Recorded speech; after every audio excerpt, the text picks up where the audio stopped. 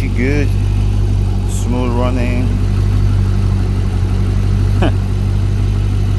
Really fucking smooth.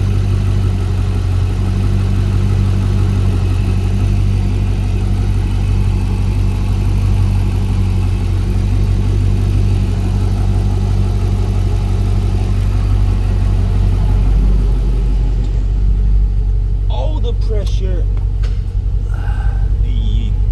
You guys can see the oil pressure. About 400 kPa means like something like 15 by multiplied by 4, so about maybe something like 60 psi. Yep. And nice charging. Yeah, she's good. About another 300,000 kilometers.